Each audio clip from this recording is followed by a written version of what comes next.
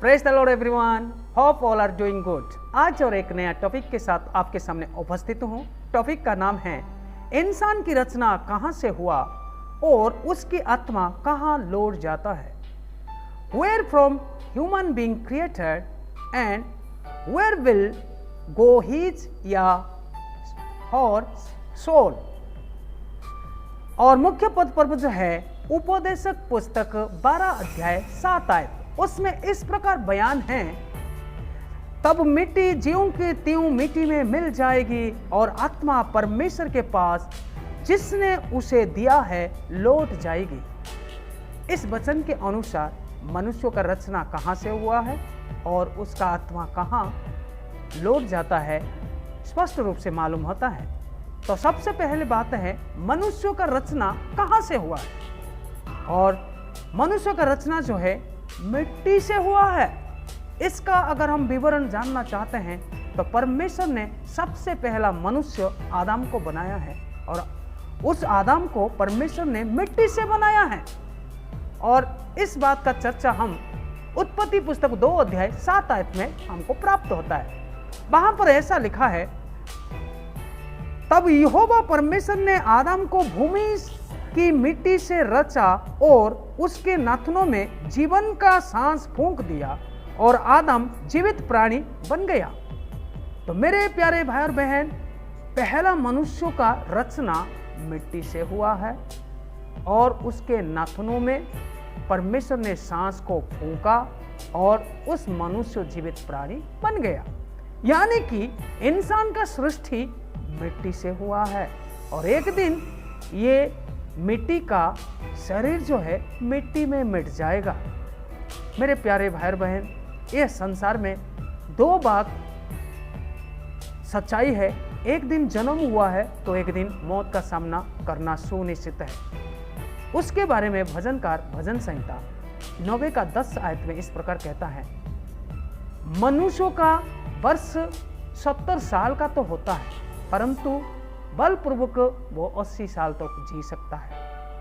मेरे प्यारे भाई और बहन, मनुष्य इस धरती में ज्यादा से ज्यादा चलित वातावरण के अनुसार 70 साल जी सकता है अगर उसके पास ताकत है, और कुछ दिन वो जी सकता है, परंतु उसको एक ना एक दिन मौत का सामना करना सुनिश्चित है। आज के डेट में कोई भी किसी प्रकार के स्थितियों का परिस्थितियों का सामना करते हुए मौत का सामना करते हैं। एक ना एक दिन हर एक इंसान को मौत का सामना करना सुनिश्चित है। तो मेरे प्यारे भाई और बहन, उस मनुष्य अगर मौत का सामना करेगा, और वो मनुष्य कहाँ से सृष्टि हुआ है, वो मिट्टी से सृष्टि हुआ है, इसीलिए उसका शरीर जो है मिट्टी का शरीर जो है मिट्टी में मिट जाएगा। इसका विवरण भी हम वही उत्पत्ति की पुस्तक 3 अध्याय 19 आयत में प्राप्त होता है। उसमें इस प्रकार लिखा है कि और अंत में मिट्टी में मिल जाएगा क्योंकि तू उसी में से निकाला गया है, तू मिट्टी तो है और मिट्टी ही में फिर मिल जाएगा। यानी कि ये आदम के बारे में परमेश्वर का वचन कहता है।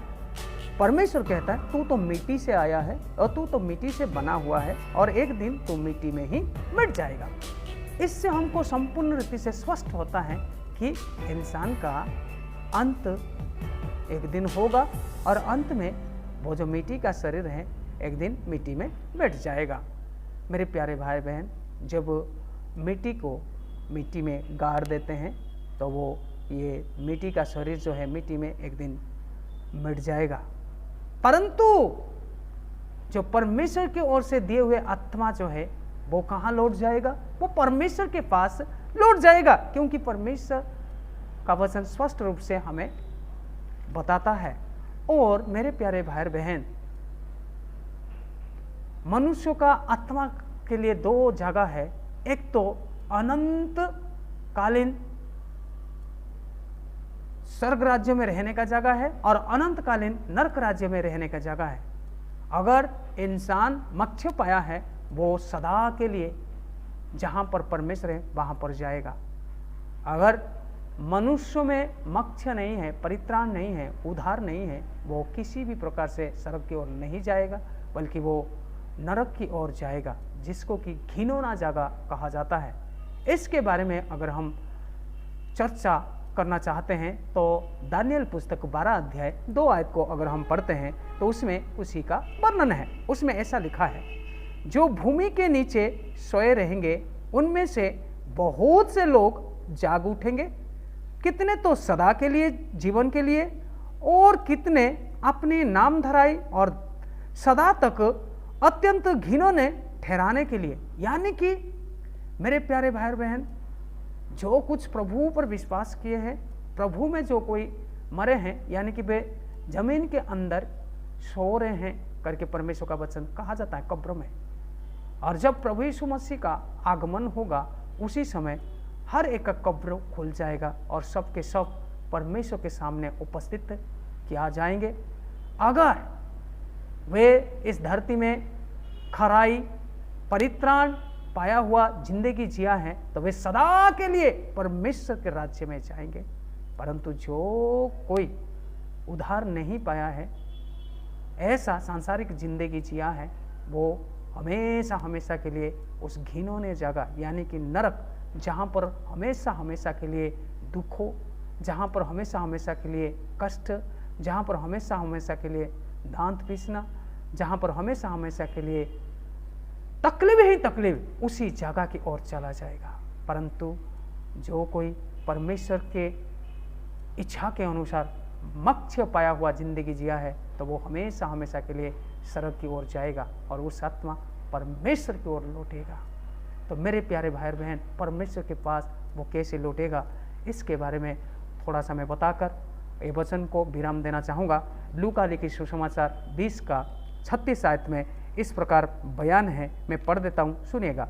वे फिर मरने के भी नहीं, क्योंकि वे स्वर्गदूतों के समान होंगे और पुनरुत्थान की संतान होने से परमेश्वर के भी संतान होंगे। यानी कि जो कोई प्रभु पर विश्वास किया है और उस व्यक्ति वे कभी भी किसी प्रकार से वो संसार का मौत का तो सामना करेगा, परंतु वो किसी प्रकार से वो उस नरक की ओर नहीं जाएगा, बल्कि हमेशा हमेशा के लिए स्वर्गदूतों का रूप धारण करते हुए परमेश्वर की उपस्थिति में जाएगा। यानी कि वो किसके द्वारा? आत्मा के द्वारा, परमेश्वर के आत्मा परमेश्वर की ओर चला जाएगा। तो मेरे प्यारे भाई बहन, इस वचन से हमको प्राप्त होता है जानकारी कि मनुष्य का शरीर मिट्टी से बना हुआ है, एक दिन मिट्टी में मिट जाएगा, परंतु उसके ओर से जो आत्मा है वो आत्मा हमेशा हमेशा के लिए परमेश्वर के राज्य में प्रवेश करेगा।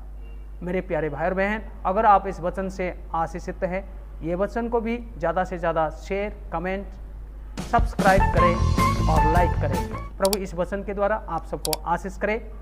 आमीन।